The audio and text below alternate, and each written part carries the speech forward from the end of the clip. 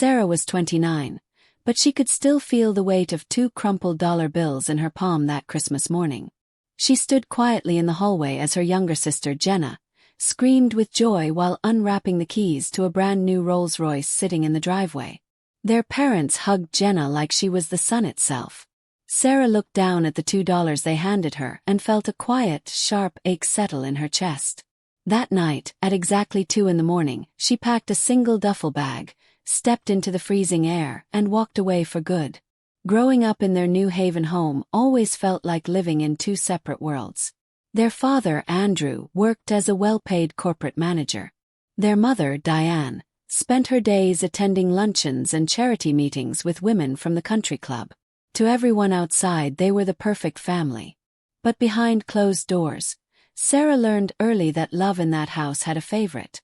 Jenna was the adored child, the princess, the center of every proud smile. Sarah was the dependable one, the mature one, the girl who didn't need time or attention because she kept her feelings quiet.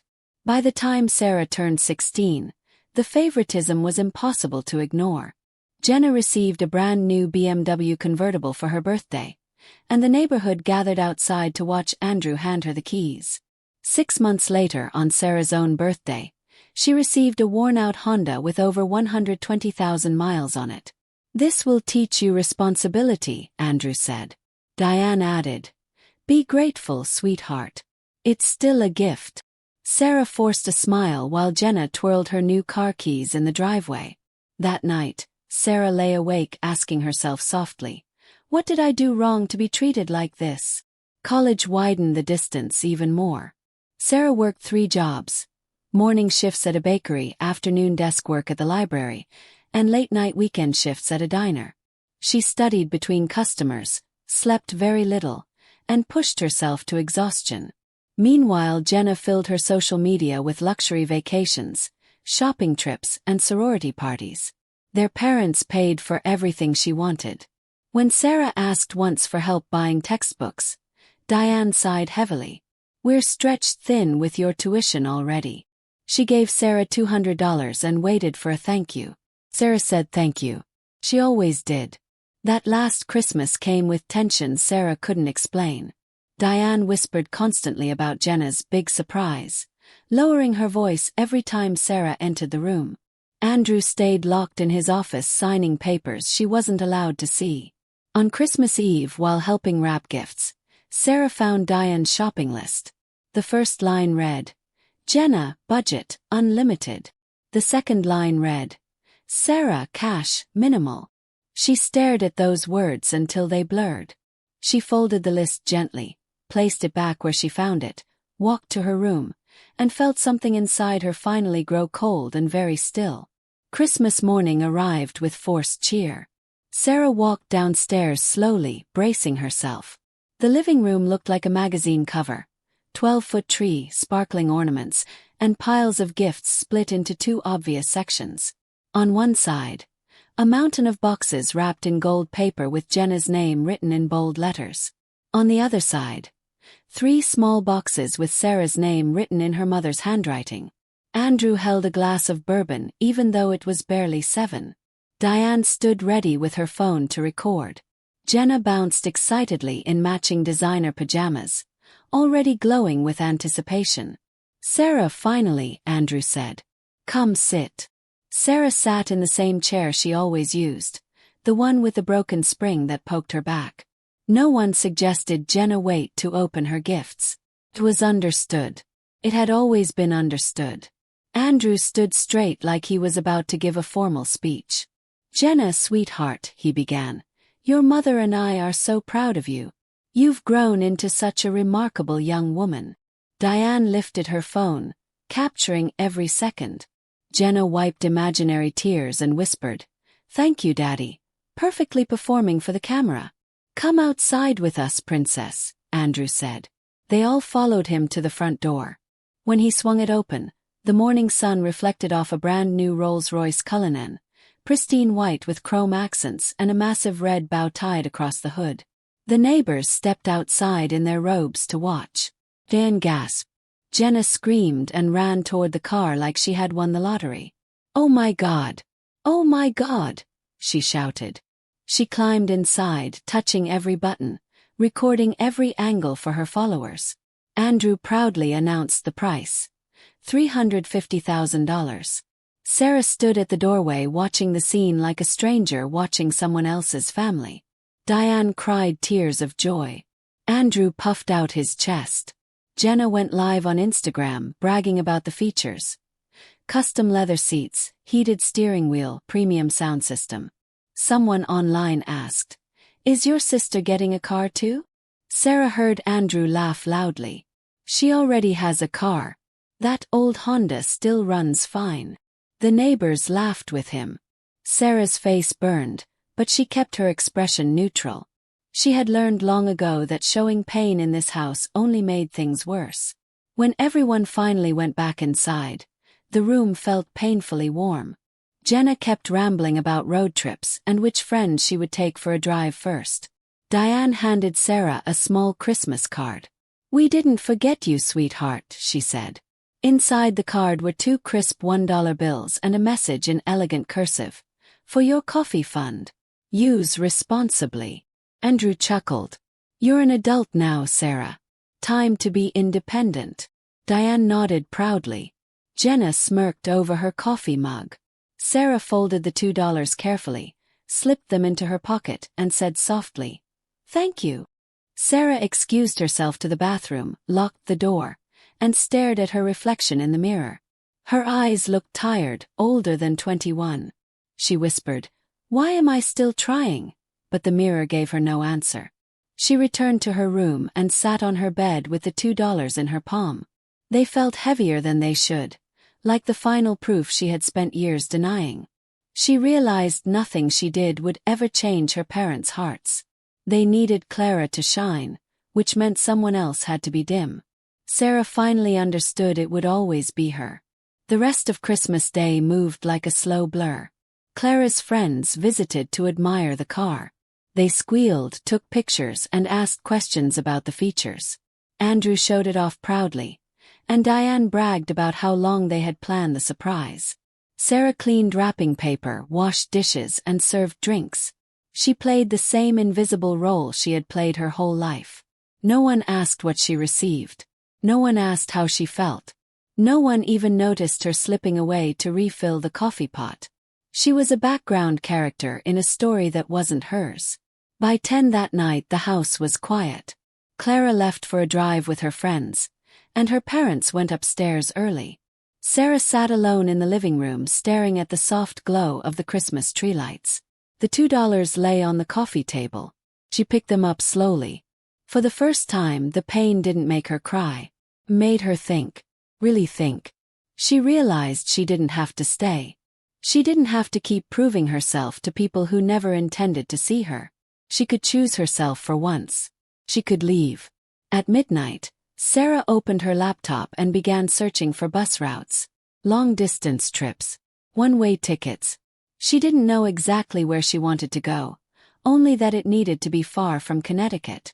She checked cost of living charts, job markets, safety rankings. Portland, Oregon kept appearing near the top. Rainy, affordable, full of young professionals, and far enough that no one would come looking. The next bus left from Hartford at 6 in the morning. Cost $147. Sarah stared at the screen for a long, steady moment, then whispered, "I'm going." And she booked the ticket. She searched for temporary housing next. Hostels, weekly rentals, shared rooms. She found a small hostel downtown that charged $12 a night. It wasn't much, shared dorms, noisy hallways, but it was enough to get started. She made a list of everything she needed to pack. It had to fit into one duffel bag. She chose her outfits carefully. Warm clothes, a single nice dress for interviews, toiletries, chargers, her laptop, and a folder containing important documents. Birth certificate, social security card, resume, reference letters. Everything else she left behind. "These aren't my memories," she whispered. "Just reminders." At 1:45 a.m., Sarah dressed quietly in jeans, a t-shirt, a flannel, a hoodie, and her warmest jacket. She rolled her clothes tightly to save space in the duffel bag. She added her running shoes, her book, and the $2, slipping them into her wallet as a promise to herself. She stepped back and looked around her childhood room. The desk where she'd written essays. The bed where she'd cried many nights. The walls that had never held family photos of her. She waited for sadness, but none came. Only clarity. "This chapter is finished," she said. She moved quietly down the stairs, avoiding the steps that creaked. In the kitchen, she grabbed granola bars and filled her water bottle. She opened the front door slowly. The hinges didn't make a sound. Her father's obsession with home maintenance finally worked in her favor. Sarah stepped out into the freezing December air. The neighborhood was still, wrapped in silent darkness. Christmas lights twinkled on rooftops.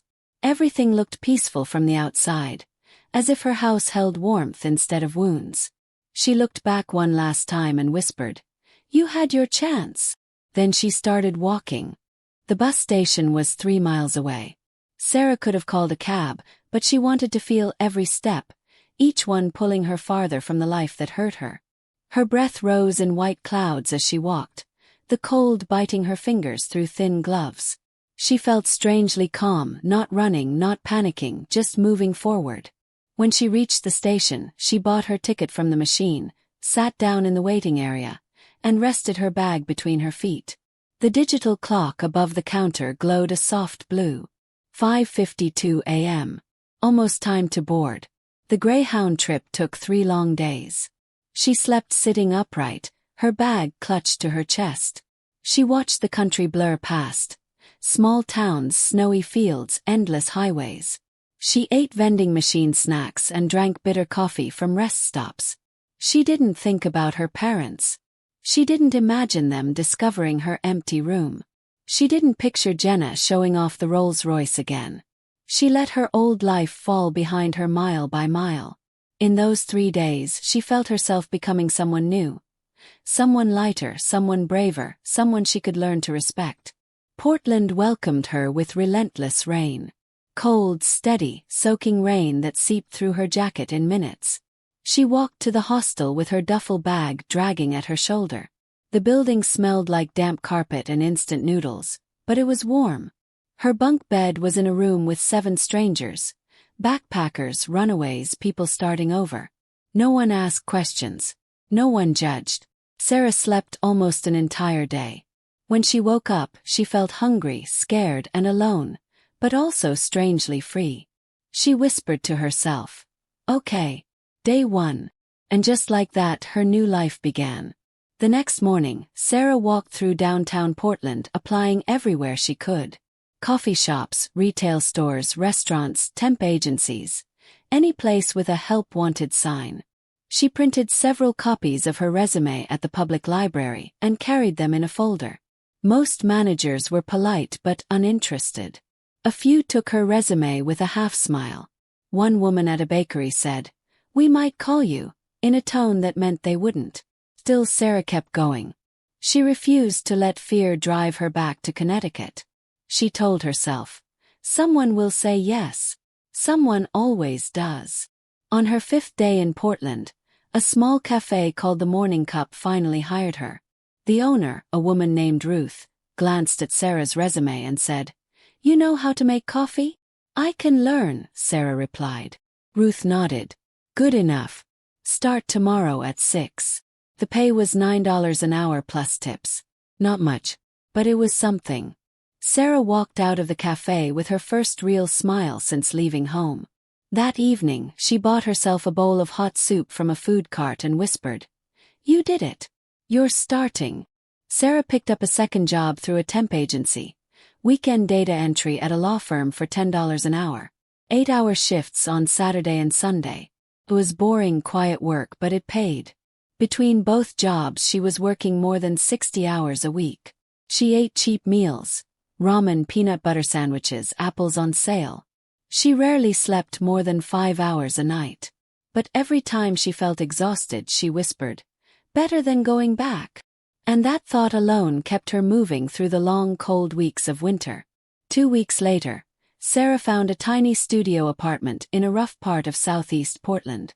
The building was old, the halls smelled like cigarettes and curry, and the walls were thin enough to hear neighbors arguing at all hours. The rent was $450 a month. First and last due up front. She used most of her savings but signed the lease without hesitation. She furnished the place with finds from thrift stores. A mattress she placed directly on the floor, a folding table, one plastic chair, a mismatched set of dishes and a lamp. She stood in the center and said, "This is mine." At night, loneliness wrapped around her like a blanket. She missed things she never thought she'd miss. Familiar streets, warm meals, her college friends she had lost touch with. One night, lying on her mattress and staring at the cracked ceiling, Sarah whispered, "Maybe they never loved me. But I can learn to love myself." It hurt, but it also strengthened her. She knew she needed more than just survival. She needed a future. So she turned on her laptop and began searching for free online courses. She found coding lessons. HTML, CSS, and JavaScript. "Maybe this is it," she murmured. Every night after work, Sarah sat at her folding table and taught herself to code. First she struggled. The logic confused her. The error messages frustrated her. She whispered, "Why isn't this working?" more times than she could count. But she kept practicing. She watched tutorials until her eyes burned. She built small projects that barely worked and then fixed them piece by piece. Slowly, she began to improve. Coding gave her something she had never felt before. Control. The ability to build something from nothing. The ability to change her life line by line. At the cafe, Sarah began talking to customers who worked in tech. One man named Leo, a quiet software developer in his 30s, noticed her studying JavaScript during her break. "You learning on your own?" he asked. She nodded shyly. "Trying to." He glanced at her screen, pointed at a mistake in her code, and explained it clearly. The next day, he brought her a used programming book. "Take it," he said. "I upgraded to the new version." Sarah held the book like a treasure. "Thank you." Leo smiled. "Pay it forward when you can." Leo became her unofficial mentor. He reviewed her code when he came for coffee, suggested small projects she could build, and answered questions she was too embarrassed to ask anyone else.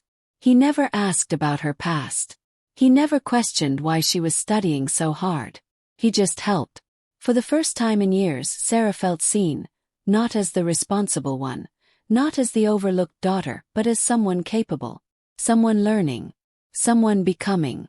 She whispered one night while coding, "I think I can do this. I really think I can." 4 months after arriving in Portland, Sarah got her first freelance project. A woman who owned a pet grooming business needed a simple website, 5 pages, photos, and a contact form. She offered Sarah $250. Felt like a fortune. Sarah worked on it every night for 2 weeks, rebuilding it 3 times until she felt proud. When the woman reviewed it and said, "I love it," Sarah went home and cried quietly into her pillow. Not from sadness, this time from relief and disbelief. It was the first time she earned money using a skill she taught herself. More projects followed. Bakery website. An online portfolio for a photographer. A booking form for a massage therapist. Her rates climbed from $250 to $500 to $800. Sarah built a small portfolio and learned more languages. Python, React, back-end basics. She was coding 8 hours a day on top of her normal jobs. She was exhausted, but she was growing. One night she closed her laptop and whispered, "You're building a new life." And for the first time since leaving home, she believed it. 7 months after arriving in Portland, Sarah applied for a junior developer role at a small tech startup. The interview terrified her. She had no computer science degree, no formal training, only a portfolio filled with freelance projects and hours of self-taught work. The interviewers gave her coding challenges she had never seen before, but she explained her thinking clearly and debugged every mistake. 2 days later, she received an email offering her the job. $45,000 a year with health benefits. Sarah stared at the screen, covered her mouth with her hands and whispered, "I did it. I actually did it." Sarah quit both of her low-paying jobs. Ruth, the cafe owner, hugged her tightly and said, I knew you'd go far. Leo bought her a cup of coffee to celebrate. Sarah moved to a slightly better apartment. Small, but with real windows and a door that didn't stick. She bought a second-hand couch, a real desk, and a bed frame so her mattress no longer sat on the floor. For the first time in her adult life, she felt stable. She felt proud. At night she would sit at her new desk, look around the apartment and think, I built this. Nobody gave it to me. A year passed. Sarah improved quickly at work, solving problems, building features, helping teammates, and volunteering for harder tasks. Her manager noticed. She began mentoring newer developers, remembering how Leo had helped her without judgment. She also started therapy at a sliding scale clinic.